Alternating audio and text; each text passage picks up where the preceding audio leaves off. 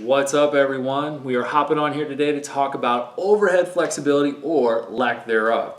Because have you guys ever put your arms over your head for something and just realized how sticky they felt? Or have you ever been in like yoga class and you dropped into like that classic down dog position only to realize that yours looks nothing like everyone else's? Now it's time to blast through those roadblocks with this simple sequence you guys can do that will make your overhead flexibility the envy of every yogi and lifter out there. But first, have you heard? We have the Healthy Shoulders 10-day challenge coming up where I'm going to share my sticky solution to help you increase that overhead flexibility in less than 10 minutes a day. You get the full system I use with clients, daily coaching, a 3-week Kickstarter plan so you know what to do after the challenge is over, and so much more. You can get all the details and sign up before it fills up at healthy-shoulders.com. All right, guys, you guys ready to get ready to coaching? Let's roll. So first up, why is overhead flexibility so important? So our shoulders have the most movement potential of any joint in the human body. That's right, it has more than the hips, the ankles, the spine, it has more than anything. When you lack this overhead flexibility though, you're going to inevitably compensate in other areas of your body, especially kind of like your lower back and your neck, which you're going to see here when we start to demo some things.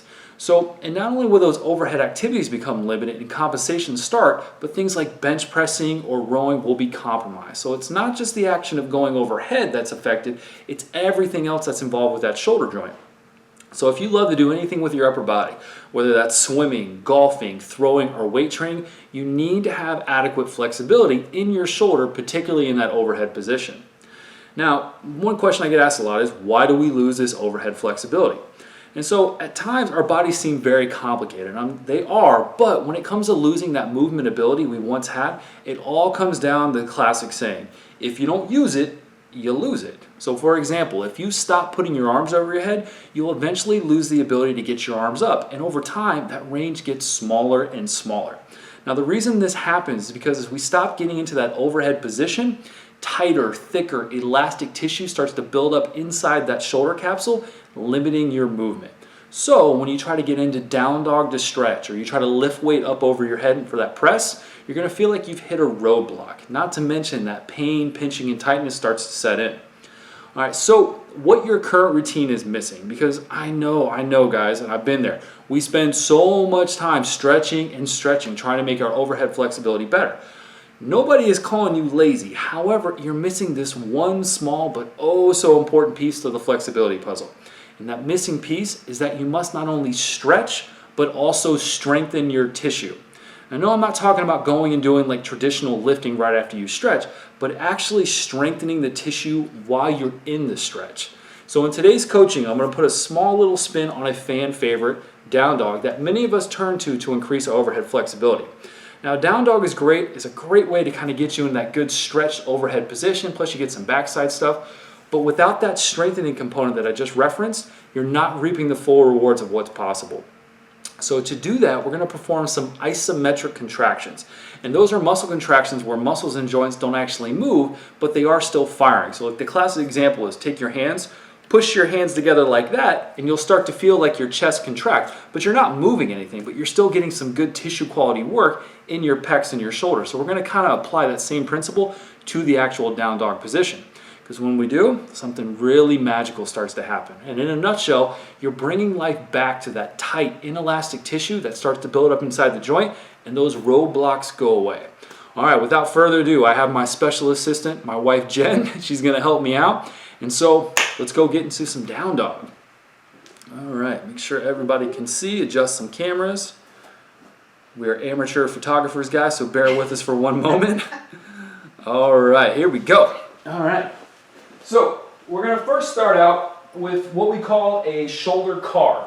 So CAR stands for controlled articular rotations, and it's a great way not only to get good blood flow into your shoulder, but allow you to use it like we talked about earlier. And two, it just kind of shows you like what your current shoulder health is like. So we're going to have Jen start with her right arm. So she's in the tall kneeling position. Don't start yet. She gets a little antsy. So we're in this tall kneeling position for one of two reasons. One, it allows her, if she thinks squeezing her butt and bracing her abs and pulling her ribs down, she's really locked in here. Two, we can't fit the shot in if she stands up. So you can by all means do this standing, but we just like doing it in the tall kneeling because you can block a lot of things. But if you're outside and about, by all means do it standing. So we're going to take her left hand, put her on her rib cage, and that's to prevent her from rotating her torso, because that's going to be a big compensation that happens. So this is, if you just think you're pointing your sternum straight and don't let it turn side to side. She's now going to take her right hand and put it out in front of her with palm up. Act like you're kind of like holding a cup of soup. And so she's going to slowly lift her arm up until she hits her roadblock. She's going to freeze. Now, most people don't have Jen's shoulder mobility, okay? So she can come back up. So you can show off here. So we can see her ear, so she's got a lot of range in this movement. Now, what most people do is, remember when I said earlier about people compensating with their lower back and their head? Most people will hinge here, and they'll put a ton of stress right here, or they'll dodge their head forward like that, and then they're going to put a ton of stress on their neck, all to achieve this glorious overhead position. Don't do that. You're not helping yourself by doing that. You're just making things worse. So now that we've hit this max kind of overhead position, she's going to envision she has an X right here in her inner elbow, and she's going to turn that elbow. You can see she's turning it away as she reaches back, turning, and if she freezes here, notice her palm is up, and then she comes down and touches her butt.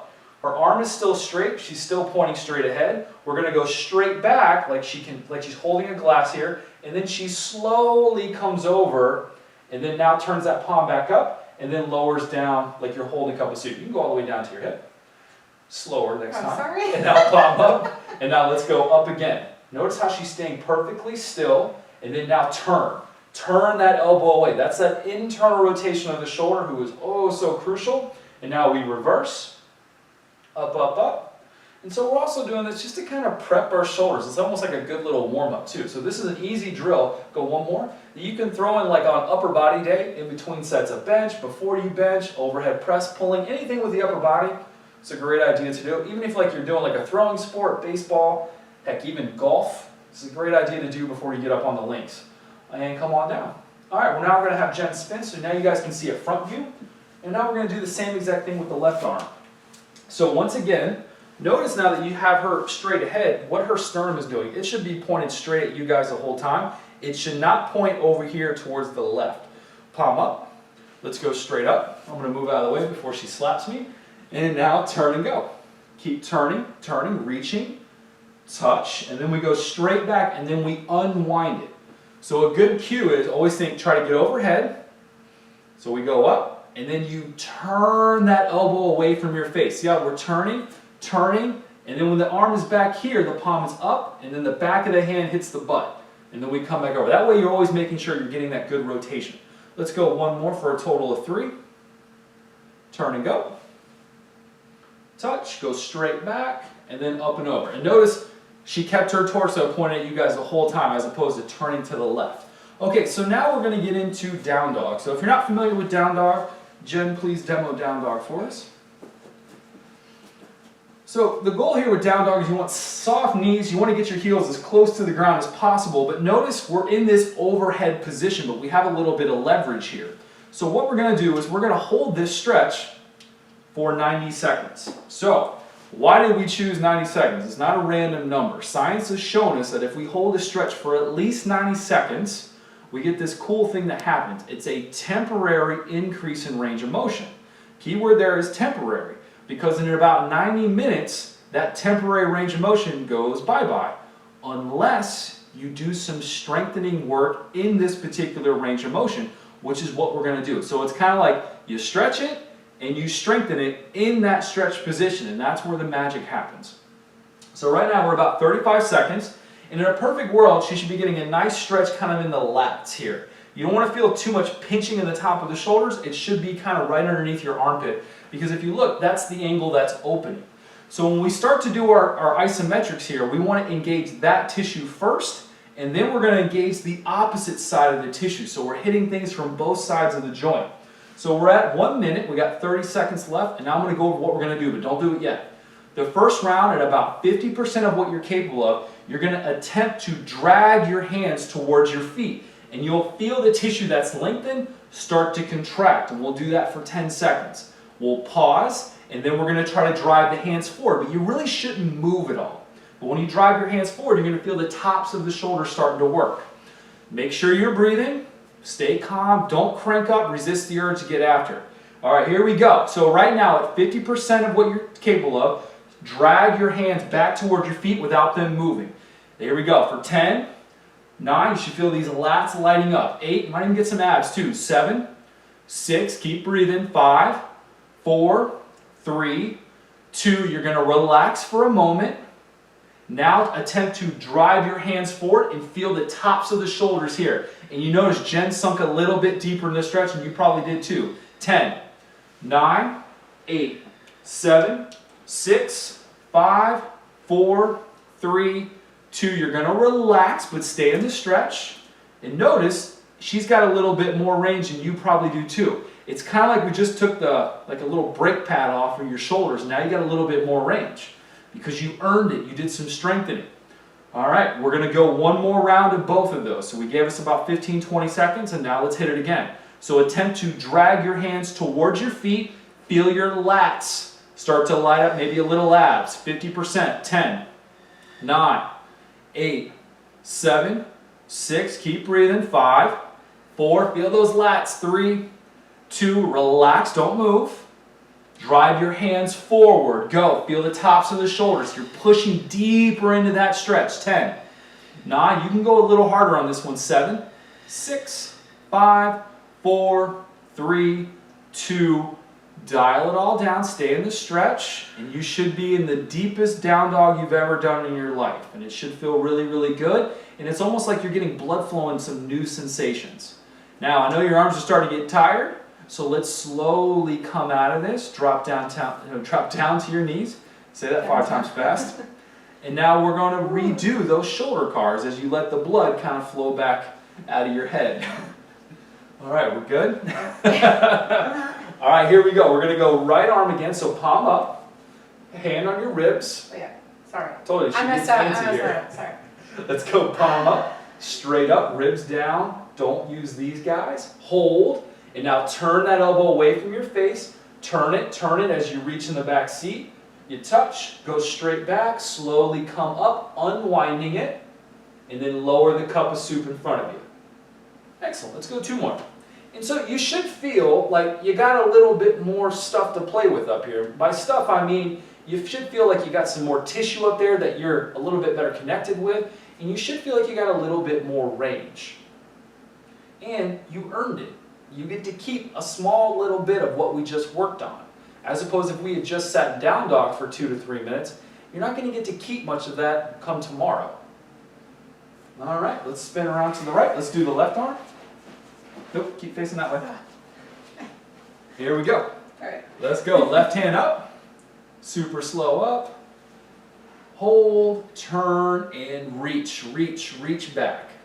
Another thing too, when you go to reach, is try not to go dodging forward with your head and your spine. You'll see a lot of people as they reach back, they collapse over. In reality, she should be basically, and yourself included, should be like a granite statue everywhere except the joint that we're working. And that's really what you want to focus on. Last one. Turn and go. Make sure you breathe in. Everything's nice and relaxed. And bada bing. All right, so that is how you can 10x your down dog. Is you basically get into that down dog position, you find the stuff that's being stretched, so those lats, you sink into that stretch for a little bit, and then you contract that tissue for like 10 seconds, 50%, relax a moment, and then drive the hands forward to activate the opposite side of the joint for 10 seconds, and then sink into the stretch. And you can do that 2 or 3 rounds, but you gotta make sure you hold that stretch for 90 seconds at least in the very beginning. Otherwise, you don't get that temporary range of motion for you to go explore and get to keep some of it. All right, guys, so if you enjoyed today's coaching and want the full system to increase your overhead flexibility, not to mention relieve some pain, then join me for the Healthy Shoulders 10-Day Challenge. It's time to start making lasting changes, and I will show you how. Just go to healthy-shoulders.com to learn more, and I'll see you guys next time. Now I'm going to run toward you guys.